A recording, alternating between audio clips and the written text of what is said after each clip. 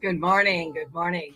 Welcome to the original Loretta Brown Show, radio to open the heart, heal the soul, awaken the consciousness. Thanks for joining the show. Hello, Mr. Benny Mathers. Oh, well, it's a pleasure to be joining the show today as well. Woohoo! Right? Yes, it is. Cool. And it's rainy. It is, unfortunately. And Thanksgiving's coming up. But that's better. I know. It is. You got big plans? I'm going to cook. Yeah? I'm going to have a few people over. I'm cooking turkey, traditional turkey dinner. What's a few? With 5. That's not bad. That's pretty good. Yeah. It's not too wild and wacky. No, just enough to get it through. Yeah, just right? enough to have some fun. Okay, all right. And I people are always like, well, what are you going to do? And I'm like, oh, it's traditional. It's got to be mom's, dressing and the gravy and the potatoes. And speaking of gravy, if you don't mind me jumping in here, the company Heinz has now released a squeezable gravy that can go on like sandwiches, because I hear like 94% of all Americans will have a sandwich the next day for leftovers, so it's a good leftover spread. Apparently it's being released. Wow. Yeah, squeezable gravy in a Is that cold gravy or warm? I guess it could be, right? I guess it could be if you're down for that, but apparently it's supposed to be pretty good. I don't know. Okay. I'd try it. Gravy, I'd try it. I do have a couple of friends who insist that gravy goes on everything. Gravy goes on fries. It goes on scrambled eggs. It goes on all kinds of strange things. Like everything? You said like everything? Like, take that. I've seen him put gravy on spaghetti. I've actually seen it. I mean, if it's just noodles and gravy, that's not terrible. But if you have like regular spaghetti sauce with gravy, now I don't know if I could do that. I don't know. Anyway, not to get everybody all gravied out, but I hope everybody's going to have a good time on Thanksgiving and that you're going to get together with family and friends. And because that's the most important part, right? Yeah. Mm-hmm. I was gone, to Egypt and Jordan. And so my calendar, my internal calendar is a little bit off. So somebody asked me yesterday if I had started decorating for Christmas. And I'm like, what? No, it's like August. And she goes, Loretta, it's November. Well, it is happening. It seems like sooner and sooner each year. And I know around here in the hallways, you haven't graced our presence in a while, but that's okay. We have had stuff up for 2 weeks now because, of course, our sister station down the hall, Warm 106.9, gets pretty wild and crazy in their Christmas holiday music theme. And they've already launched their Christmas programming. So it's all over. We've had our tree up for 2 weeks already in the hall. So, but it looks good. Well, everyone did a great job. Promotions did good. I always tell people, follow your own heart. Some people love all the decorating and some people don't. And whatever you do, I'm like, remember that we're supposed to be all about love here. So. Yeah. Well, it brings the spirit up, and I know, out. Right? Exactly. And the spirit of Christmas is nice, and it always brings things up. And we might be kind of tackling a little bit of that this weekend. I have someone in studio who doesn't really want to be on the air or on. Yeah, she's really excited, and so we'll leave it at that. Well, then we send her all the good. I could turn on the other camera, but she's like, no. Yeah, she's like, no, don't do it. Send her lots of sparkly. She hears it. She knows. Yeah. Okay. All right. Yeah. From my heart to hers. Oh. Yeah. Okay. Yeah. Thanks for giving her some attention. So anyway, I am Loretta Brown. I'm the owner of Reiki Oasis, located right here in the greater Seattle area. You can find out more about me at ReikiOasis.com. And I have lots going on this coming Saturday, November 22nd, 9:30 a.m. to 11 a.m. I am doing a very special gong bath. I am celebrating International Music Healing Day. And I'm joining gong players, not crystal bowl players. I do that also. I do sound healing, but this is a gong bath. It's different. And there's going to be thousands of people absolutely all over the world sending our sound out for healing and peace and goodness. Anyway, I have a very small, intimate space at Reiki Oasis. And I think I have maybe 2 places left if you want to come. And it's great. You just come and lay on the floor. I have yoga mats and blankets and face masks. I have everything. All you do is come and lay down and let the gong bath roll over you, Did you and say people gong? love it. I did say gong. Like one like that, or is it a little too high? That one's But, pretty good. All right, just making sure. well, I have several gongs. Some of them are really low and rumbly, and some of them Ooh. are kind of sparkly. Some sound like whale song. I mean, Okay. you know. I'll look for a variety of gongs after the Yeah, show. thank you. Sure. I love it. Anyway, Mhm. it's just my thing. I'm a sound healer as well as other things, right? And then also this Saturday, it's a busy day for Loretta, November 22nd, I have my monthly class for women, the Temple of Divine Feminine, from 11:30 to 3:30. And this is a power-packed women's circle. We have been meeting every month for, I think, close to 10 years. People come and go.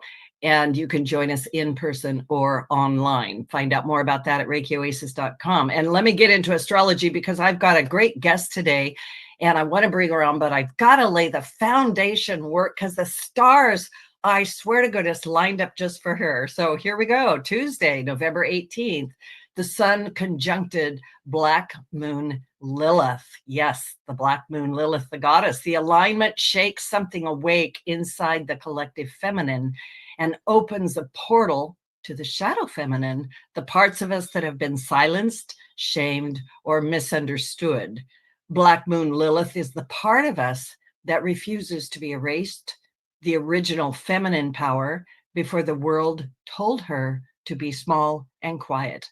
This conjunction invites us to reclaim our power, not through force, but through visibility, truth, and deep embodiment. And it is a day that sets off the divine feminine, asking her to stand tall and unashamed. Black Moon Lilith asks, where have you muted yourself? And where have you been nice instead of true? Yeah, I mean it, Tonya. I didn't make this up. I'm flabbergasted. I know. Yes. I didn't make it up. So it brings courage, sensuality, unapologetic truth-telling, and the reclamation of the sacred feminine voice, which flows beautifully into my conversation with Tonya Lester in just a minute. And she's going to talk about, all kinds of things, like maybe how to assert yourself without feeling guilty. That might be a good thing. And then also yesterday, Wednesday, November 19th, Mercury went retrograde and re-entered Scorpio. So it descended into the underworld, going down into Scorpio's deep waters. And so that alone is going to tell you that we're trying to reclaim something. As Mercury swims backward into Scorpio's depths, we re-enter unfinished emotional business, old conversations, buried truths, secrets tucked in the basement of our heart, forgotten pieces of ourself. This energy encourages emotional honesty and intuitive listening. It is time when the universe taps you on the shoulder and whispers, you were never meant to carry this alone. Speak it and release it. I have to pause and catch my breath, because once again, this is so potent. Not only is this personal, it's on our global political scene right now.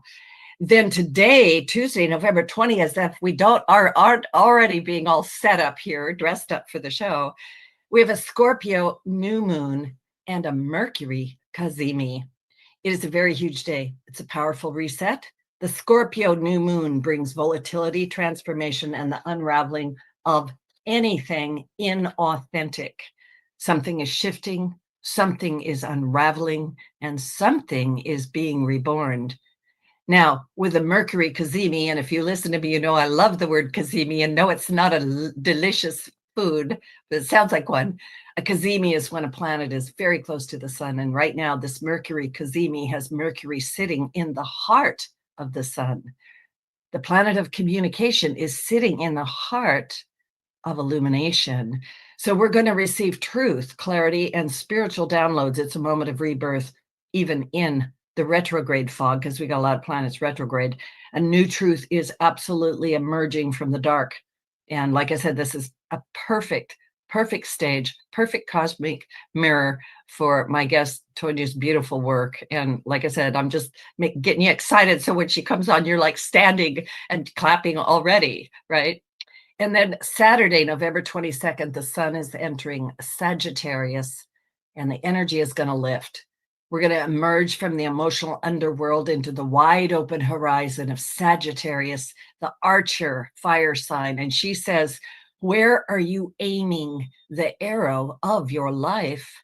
This is about vision, expansion, faith, and possibility. And humor and truth are seeking to return. We want to change something. The shift encourages us to take what we learned during Scorpio season and turn it into wisdom and perhaps even adventure. So how do you speak up? How can you speak up? How can you stand tall? How can you be strong and stop losing yourself, especially when the world and everything you've gone through wants you to be small? A quick look ahead. Sagittarius season goes from November 22nd to December 21st, the winter solstice, and it is about fierce truth-telling. Mercury is going to be retrograde, until December 15. Be aware of that if you've got travel plans. And Mars is going to be out of bounds, November 20 to December 8th, and this is where courage rises, but so does volatility. Mars is sort of misbehaving, running around out there, right? So people may push back against old rules or systems.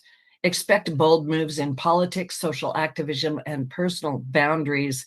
And it's a season of recalibration. What I like about all that, though, is that I do mean it. This is a perfect platform. My wonderful guest today, I'm excited to have her, Tonya Lester. She is a psychotherapist, a writer, an author of the powerful new book, Push Back, Live, Love, and Work with Others Without Losing Yourself. She apparently is also a woman, and she's got a lot to say, right?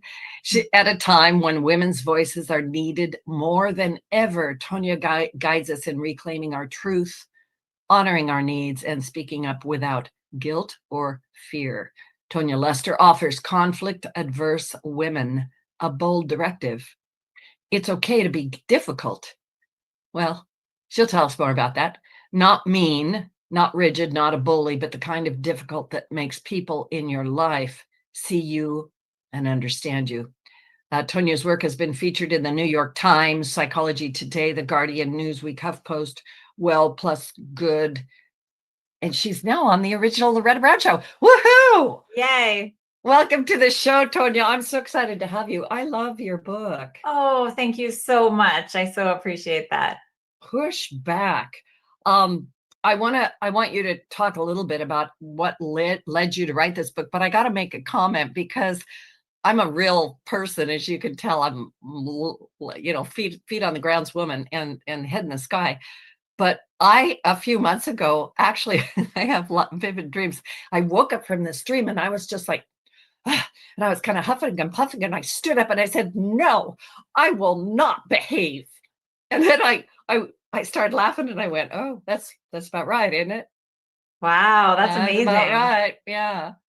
So with all of that great setup for you, your book to me feels like a call to our authentic voice, the feminine voice. So yeah. So where'd the desire to write the book from? What happened? Okay, there was a confluence of a couple of events.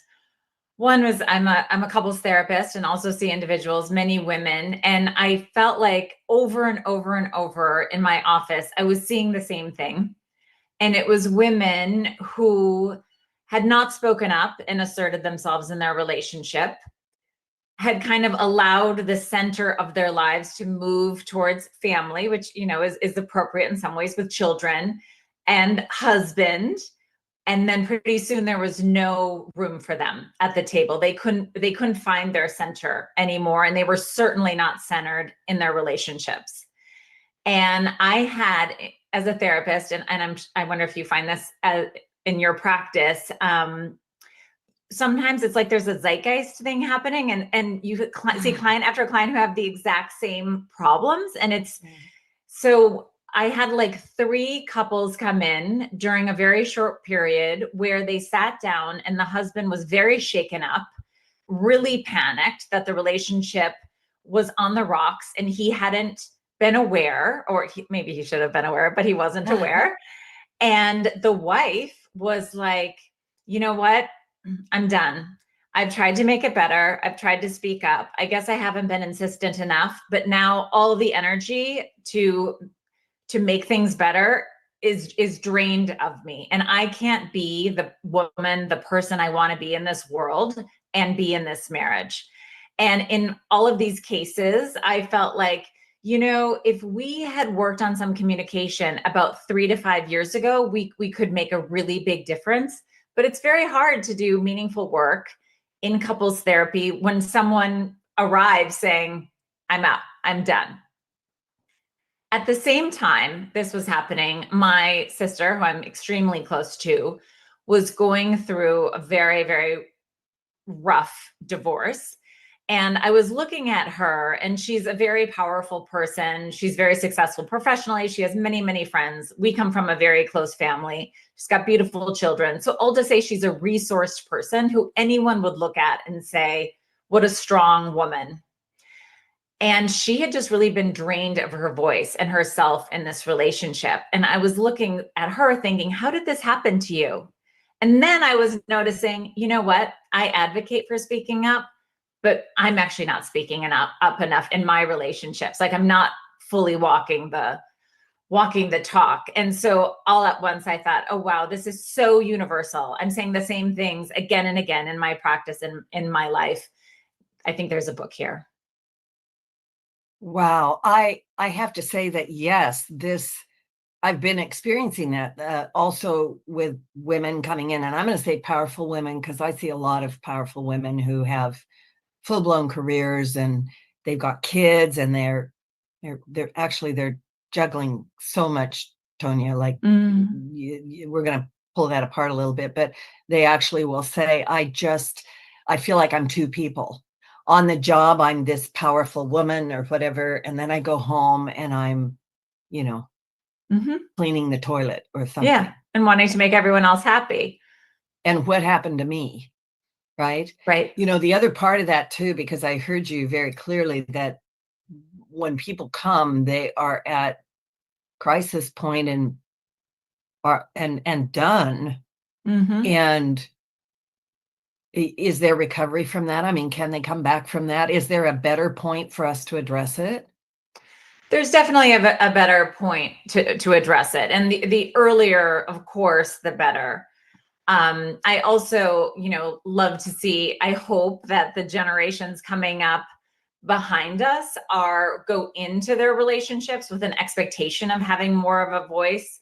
I'm a Gen Xer, and I think that we thought we were going to have a voice. We thought we were well prepared. And then a lot of those ideals kind of went by the wayside as we got into these relationships that are often just become more and more, I guess, traditional, kind of in spite of ourselves. And so I have a 16-year-old daughter, and I'm like, you keep up that spirit of saying exactly what you want to say. So I hope that the book, and I hope that women can have feel stronger in their voice going into things. And then certainly I say to people all the time as a public service announcement, if one person wants to go to couples therapy, go to couples therapy. Don't have them talk you into it. Just them saying that means it's probably a good idea to bring in a professional. I obviously absolutely believe in therapy, counseling, and anything. Don't be ashamed of it. Just go do it. Right. Like, because we got to untie some things. So I want to pick a couple of things apart. I want to back up a little bit, and I really want to talk about, how do we get there? How did we get there? How are these women getting to this point where they're done? And you also said something, and I actually had somebody this week say it to me. She says, I don't like women's work. I'm not going to do it. And I went, women's work? Wow. So that opened up the discussion. Well, what's women's work and what's men's work? And what is that all about? So I know there's a lot in there, like 10 questions. So I'll let you go. Yeah. I think that we have to acknowledge that we are all swimming in the water of a lot of cultural expectations of how, as a woman, we show up in the world. And whether it's in romantic relationships or work or with other family, being pleasing, being likable, going along with the flow, being the calm center if anything else gets a little fiery or conflict driven, and doing it all in a way that no one else feels like we've stepped on their toes even a tiny bit. We haven't been challenging to anyone else, and we're not really asking anything of anyone else. We are willing to tie ourselves into pretzels in order to make everyone else comfortable.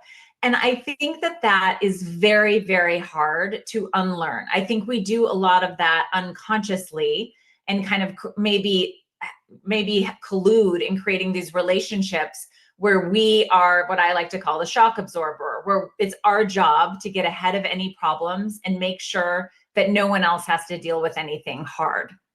At the same time, and I loved the astrology reading about, because a lot of it had to do with conflict, right? And what happens when everything gets riled up.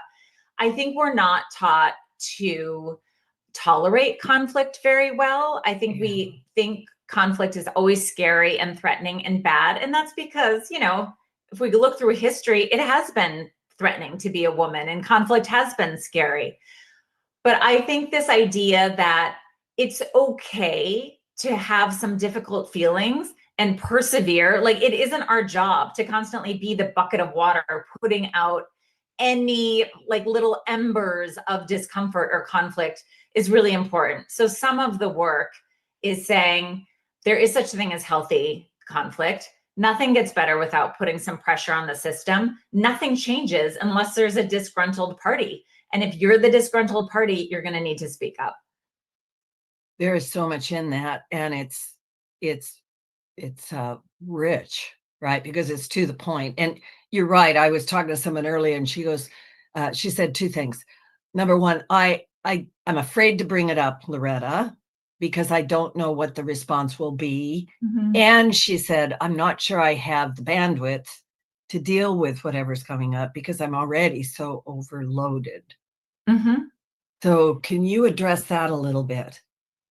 Well, it's an interesting thing. So what I'm hearing through that is I am under-resourced. I'm so under-resourced that the energy it will take to add something to my plate, even if it's a change for the good, I'm too depleted. It's like I've run out of money, essentially. I've run out of energy.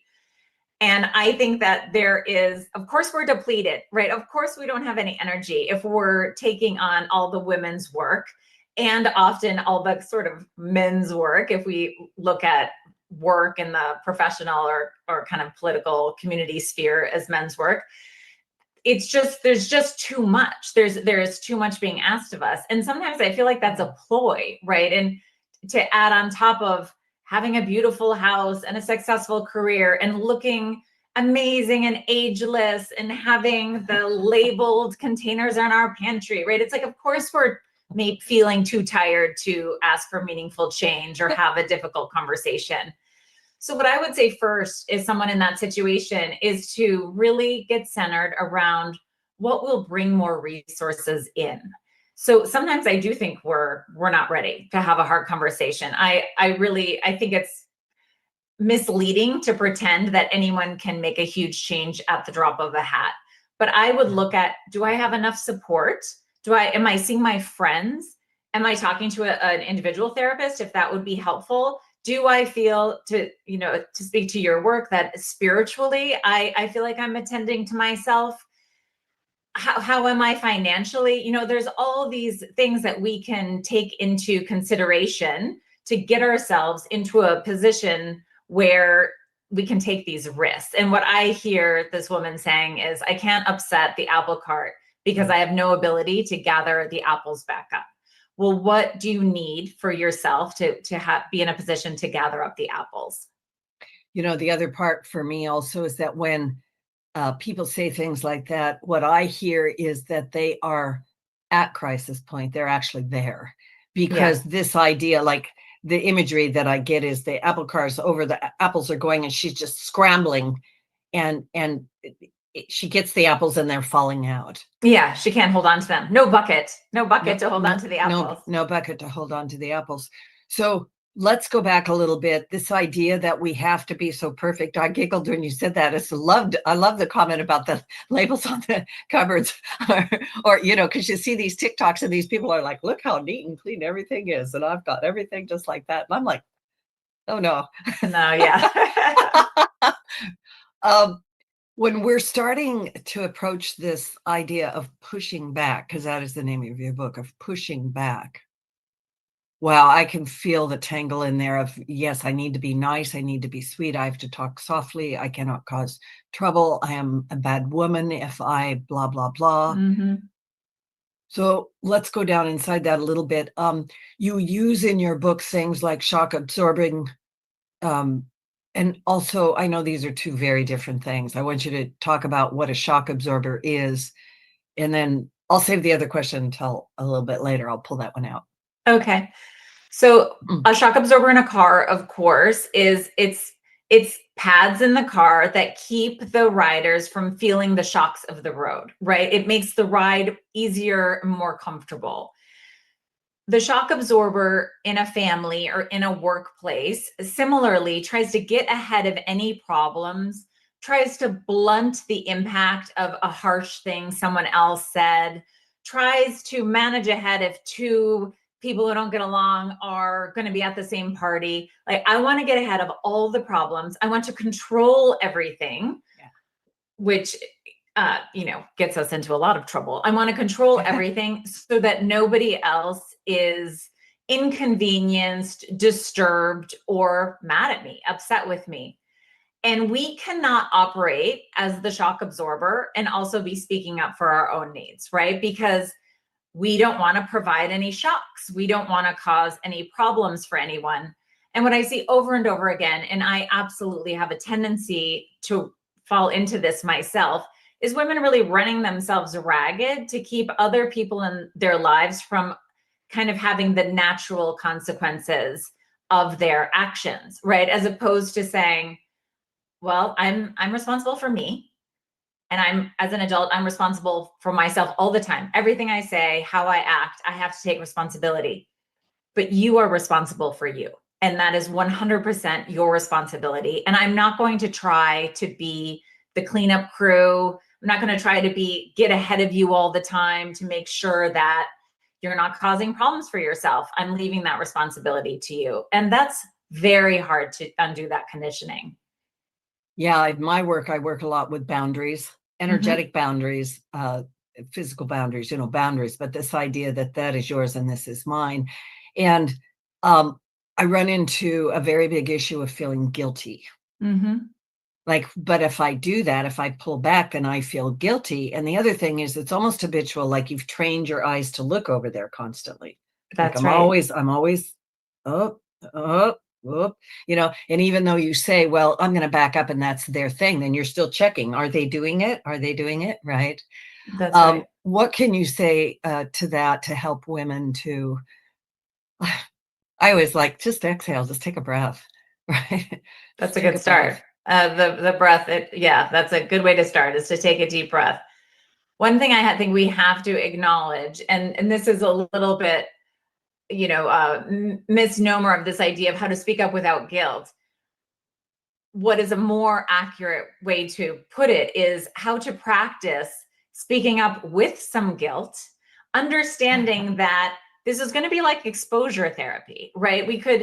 When we look at a phobia, the absolute gold star treatment for phobias, really the only thing that works at all, is exposure therapy. I think for women, we can look at our conflict aversion or our need to make everyone else okay, or our allergy to the feeling of guilt, as it's phobic. We're almost phobic of letting other people feel upset with us. And so I challenge people often, don't wait until you don't feel guilty, because it won't happen unless over time you take the chance, you learn to trust that you can say things clearly, directly, without being mean or attacking. That is possible. And one thing I run into around the guilt piece is women often who don't say anything, say nothing, explode. Yeah. And then they do have to apologize, right? Then they do feel guilty. Whereas what I'm saying is, if you speak up much earlier, you're going to be able to keep your head about you, be direct. But the truth is, you might still feel guilty, and you're just going to need to practice speaking up for yourself. And if you're with someone who is so wounded, no matter what you say or how you say it, that you always feel guilty and like you must take care of them because they are just going to collapse in a heap, then you have to look at whether this is a relationship where there's a lot of opportunity for growth, because sometimes there isn't. And that is just, we have to look at that clear-eyed as adults. This is great. This is a very great, juicy conversation. Thank you for, thanks for all of this. We're going to take a little station break. Please, everybody, don't go back, because this really is, as far as I'm concerned, it's a conversation we've been needing to have. Push back, live, love, and work with others without losing yourself, by the wonderful Tonya Lester. Get it? Just go order it right now while we're on break. We're going to take a little break. We'll be right back. All right. All clear, ladies.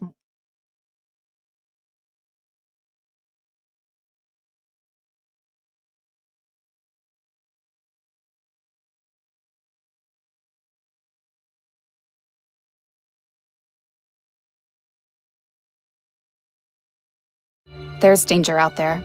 It lurks on highways and quiet neighborhood streets.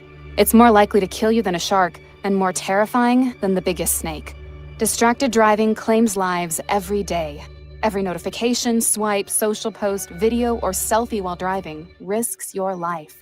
So while you might think public speaking or the zombie apocalypse is scary, what's really terrifying and even deadly is distracted driving. Eyes forward, don't drive distracted. Brought to you by NHTSA and the Ad Council. Did you know that Reiki healing can be done at a distance? It's true. So let Reiki Oasis focus powerful energy to help relieve your stress, grief, sadness, anger, and so much more. Convenient, personalized treatments at a distance can increase lightness of being.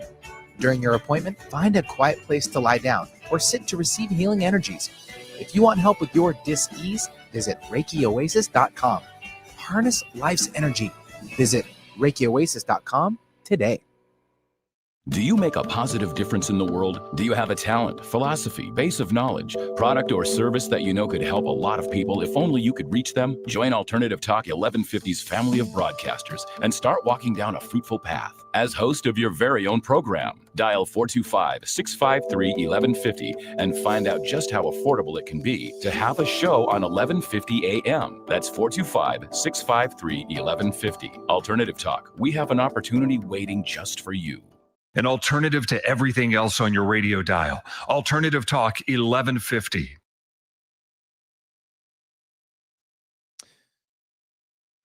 You ladies ready to come back?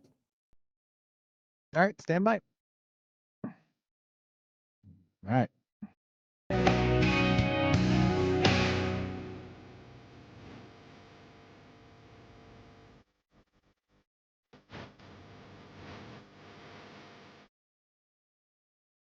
Perfect song as always. Thank you, Benny, the cosmic DJ. I want you to follow me around, and I want a theme song every time I come into a room. Maybe it's a gong. I don't know. Could be. Anyway, welcome back to the original Loretta Brown Show with my amazing guest, Tonya Lester. Her book, Push Back, a reminder that these shows are archived. You can download them for free at the KKNW 1150 AM archives for the original Loretta Brown Show. And we're everywhere. We're on YouTube, X, Megaphone, iTunes, Podcast One, Spotify. I'm sure I've left somebody out, but you get the idea. And please go back. And then also find Tonya on her webpage. What's your webpage, Tonya? TonyaLester.com. TonyaLester.com. Mm-hmm. And I think you do you do podcasting? You've got a whole I'm not podcasting. I do have a blog on psychology today called Staying Sane Inside Insanity. And I'm on Instagram, Tonya Lester Psychotherapy. Right. And I also want to put, I do mean it, your book is very well written. It takes us through all of these things. And you also have journal prompts. You've got exercises. You've got what I call wisdoms in these little boxes, right? Yeah. There's all these little wisdoms. And this one I just opened too, probably because we're supposed to read it. The relationships that silence us are the most problematic. But here's the good news. No matter how old you are and how dysfunctional your relationships are, or how scary the people in your life can sometimes be, you can always make a change. Mm-hmm. I wanted to ask you about gaslighting, love bombing. Can you talk about that and how that, I'm going to say, erodes us? Yeah, absolutely. So I have a section in the book called corrosive communication. And I included it because I really want to be realistic in the book about what we're up against.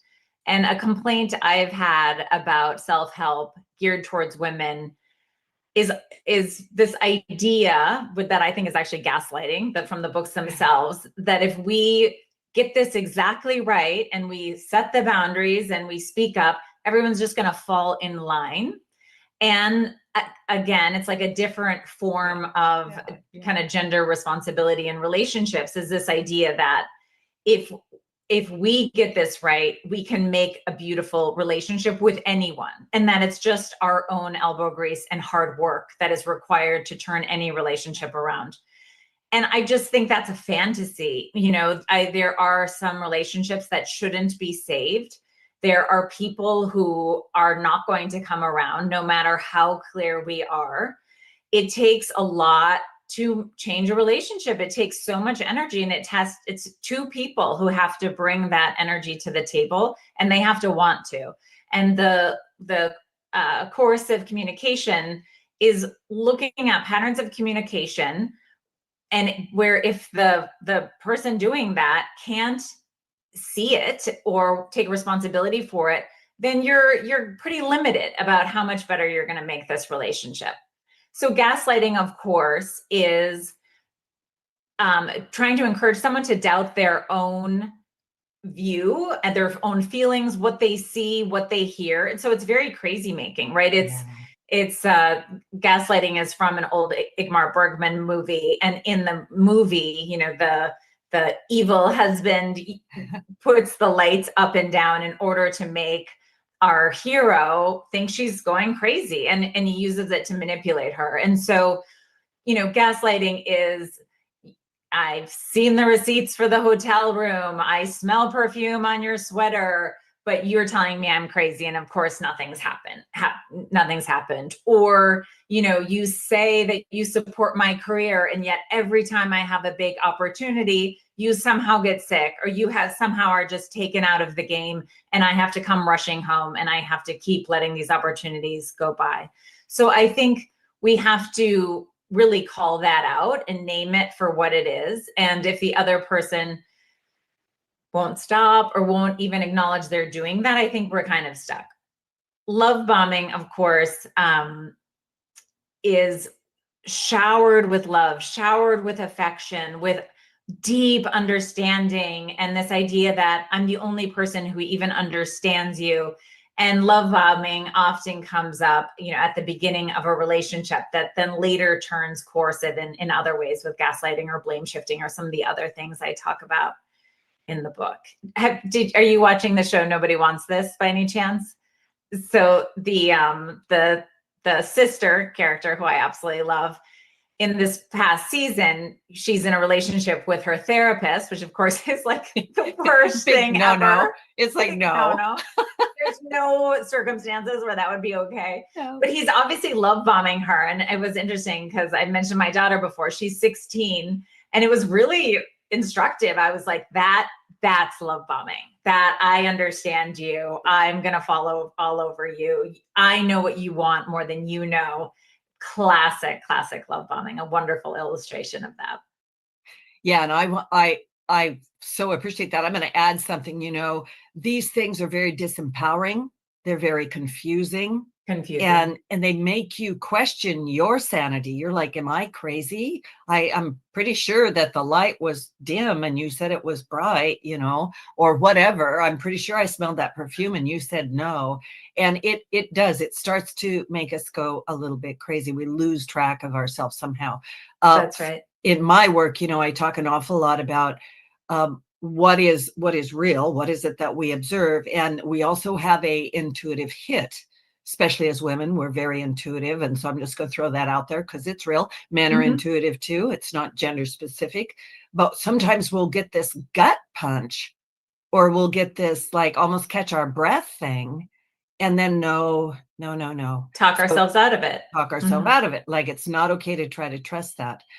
What advice do you have to anybody who might be listening, who is going, wow, I am in this relationship and I I get to the point where I'm ready to go out, and I'm out the door, and then, oh, he does something and it pulls me back in. And then I'm like, well, he's not so bad. And, I can handle this, and blah, blah, blah, blah. How do we know?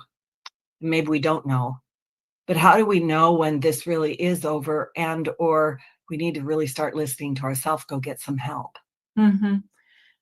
I don't think there's a perfect answer to that. I definitely wish that there is. But if you find yourself saying things like, okay, I can handle it, I can, which of course there's hard things that happen in our life we have no control over, that we have to say, okay, I'm going to gird myself and I can handle this. But if you're saying that all the time about a relationship where you're free to go, you have to look at what's driving you to keep working. And whether your partner is putting that same kind of effort in. The other thing I say, and this is maybe controversial, but if you're uneasy all the time, or you used to be a very confident person and now suddenly you're not, or if you find yourself jealous all the time and suspicious, and you think that is actually not how I am. There's people who struggle with that, and they should definitely get support around that. But if you're someone who was like, no, I think I'm a basically trusting person, and on this relationship, I always feel so wobbly, I think you should probably leave. I don't even think you need proof. If you are constantly second guessing yourself and feeling unsure, then either something is happening and you're ignoring your tuition, or this isn't the relationship for you. But that's not a quote unquote normal way to feel in a relationship. And if we're feeling more and more insecure and questioning ourselves, I think that is a very clear sign that something needs to change. And as I say in the book, it doesn't always mean turning on your heel and slamming the door, but it definitely means really digging into why I'm feeling this, really trying to be honest. How many times do you have to feel like something's going on before you say to yourself, you know what, it doesn't even matter because I don't want to feel this way all the time anymore? Wow, I just love that answer so much, because that, like you said, you're uncomfortable walking on eggshells, this idea that you can't be yourself. I totally agree with you. I totally agree with you. That is just not the relationship for you. There's something going on, and maybe it's with you. You said something earlier to be comfortable with feeling guilty or feeling anxious. Our feelings are really a big deal, because we are taught that, oh, you can't be angry, and you can't be, you can't push back, you can't create conflicts, all these things are so uncomfortable. And like you said, I do see a lot of people, and this was my old pattern of over pleasing, overdoing in order to keep the peace. We've got to keep some sort of a flat line, and suffer the consequences of whatever that is. Right. And that my pain and difficult feelings are more, I can tolerate those more than I can tolerate your pain and uncomfortable feelings. And that's how we end up being the shock absorber. I'm always the one who will hold all the bad feelings and suppress myself so that no one around me has to do that. So you also recommend that couples have like a weekly meetings, right? To talk about things. Can you talk about that a little bit? Because I've had people go, I'm not doing that, right? But it's so funny. Me too. I have people who are so resistant to that.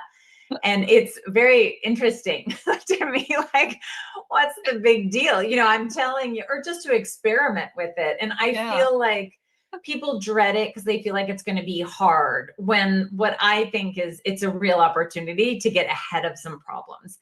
And there's kind of two ways we can look at the weekly meeting. One was really transformational in my own marriage, was simply sitting down every week with my husband. And this is especially when our children were small, going through the calendar to kind of troubleshoot any problem, talking through who's doing what, looking at if he's my husband travels a lot for work. If he's traveling, how are we going to handle things? Do we need extra childcare? Do I have a work thing? Do I want to see my friends? Things like that. And it's useful because then you sit down and you solve the problems together instead of having them come up suddenly. And who do you think is probably the one who's going to have to solve it in the moment in a panic state? Probably the woman, if that's you, right? And so that meeting where you look at the mail, you talk about money. If money is a fiery issue, you definitely talk through calendar, whatnot. But we can also, and I always recommend this to couples when they stop coming into therapy, is one of the useful things about the therapy hour is that it's a container for the problems where we say, okay, we're going to have an open discussion here, and then we can leave it in this container and kind of move forward. And so, I think it's useful to just have in your mind, like, okay, I feel like I'm doing way more of the school drop-offs. I'm not loving that. I'm going to bring it up on Tuesday when we talk, as opposed to doing it in 6 months and saying, I can't handle this anymore. This is enough. And so I like either kind of meeting, and don't pack in more than you can do in an hour. That's why people dread it, is if they think if they're going to be in a 3-hour like hard conversation, you're never going to do it. But just pour your coffee, sit down with your partner, take a deep breath, and go through the hard things. It will save you so much pain. Yeah, I can tell just by that it's a journey, because my imagination is like, she's like, okay, let's sit down and have our coffee, and he's like, Totally. So you got to go from that to, we're just going to try this. Let's just talk. Right. And I think conversation, communication is one of the most vital parts of a relationship. And it's where many, many people fall short. Like that itself is like a 6-hour conversation of how to communicate with each other. I want to pull in the workplace, women in the workplace, and pushing back at the workplace. Talk about that just a little bit, because, a lot of women feel very oppressed, confined, or what will happen if they become the quote, the bitch at work, right? Yeah. So the workplace is harder, and I don't think we do ourselves any service by pretending otherwise. Depending on the workplace. One thing I talk about in the book a lot in any relationship is that you have to have leverage, right? Everyone has to want you to be there. There has to be some investment in your well-being. Otherwise, you won't have it. People will be like, goodbye. Like, I don't care if you stay or you go. So you have to look at, if you're completely under or devalued in your workplace, you're going to need to either look at, is there a concrete way around skill building or my people skills, or, the kind of work I'm doing that can raise my profile and give me more leverage in this situation? Or do I need to find a less toxic work environment where people are cared about? So that aside, so I'm not going to pretend that if you're working in a firm where the associates are a dime a dozen and everyone's expected to work 20 hours a day and nobody cares if you're about to have a baby or whatever, that there's going to be a ton you can do to change that culture. You have to be honest with yourself about what you want to do and how much you can handle. I do think, however, as women, we're often asked to take on a lot of, it's Linda Babcock in her book, The No Club, talks about this non-promotable work, right? Like who has the birthday committee, who takes the new associates out to dinner, who is on the committees in like an academic setting. And women are shown to do something like 95% of the work. I'm not sure if that's the statistic, but it's very, very high. And what the research that Linda Babcock and her co-authors did, they really saw that when one woman would say no and set a boundary, another woman was asked. And so that really shows how we need to say no, and we need to partner with other women to push back on that, and maybe to put up a system. Like if we're talking about who's taking notes, to use that stereotypical example in a meeting, of the woman or the youngest woman is often asked to take notes. Can we propose, why don't we take turns taking notes, and everyone gets their turn every week, and we go around the whole room and everyone at the table has a turn taking the notes? Like, what can we put into place to make this more equitable and make sure we're doing our part, but not doing more, so that we can focus on the work that gives us more leverage, right? It comes all the way back to that. You don't get promoted by, being the director of the Sunshine Committee, right? And not to say that those things aren't important, right. for workplace for feeling good about where you work. But you shouldn't be doing all of it, and you should make sure you have enough time to focus on the things that are valued in your organization. I like that a lot. I'm observing old societal conditioning, the conditioning programming, almost like there has been this idea that, yes, women will do this. We'll just ask them to do that. And women will acquiesce and do it. We're in a great big, huge time of change. So as from my perspective, my spiritual perspective, as the divine feminine is rising, she is not wanting to take over. She's looking for working together. She wants to be recognized for who she is. She wants to step forward. And also, I will just throw this out to you and the listening audience, what are quote unquote gender roles? Well, if you're both working and you've got kids and you're doing this, that, and the other thing, maybe there's a different way to figure all of that out and find out. Like, I had one of my clients says, oh, he does all the cooking because he's so good and I'm terrible. And I'm like, oh, I love that. Well, find me a man that cooks, right? Right. 100%. Yeah. And go ahead. Sorry, go ahead. No, I just agree with you about this idea that we are used to, it feels sometimes like there's an idea that one gender has to be up and one gender has to be down, and that's the only way. And so talk about Lilith and women rising. It feels like there's a lot of fear then that, okay, then the men have to be down here if Lilith is rising. And no, honestly, what we want is collaboration and reciprocity. And those two words are what I think of constantly for what we want in a healthy, dynamic, close relationship. Oh, yes. And I love that also because, in my opinion, we're in the age of Aquarius. The age of Aquarius is air. It's air sign. It's the most elevated of the air signs. So we're going to look at new ideas. We're going to look at my Aquarians just march to the beat of a different drummer. Thank goodness. And we need a different drummer. We need to find a new beat, a new timing. Our hearts need to beat a little bit differently and together. I interviewed Irvin Laszlo a while back, and he said that the world will be changed by the younger generation, right? And also, the Dalai Lama says that the Western woman will save the world. And I find those very interesting comments. So could you pull that into your narrative? And also, I know it's a big question, but I know you can do it. I can tell you can handle it. She's going to do it. And we talked about, the Sun Lilith, alignment and the divine feminine rising. Can you just take all of that and put it into some sort of comment about women finding their voice right now? And what is it that you see happening? What are you the most excited about? That was a big question. So I'll start with the piece about women saving us. I didn't do justice to the Dalai Lama there, but that the Western woman is going to be the hero in this journey.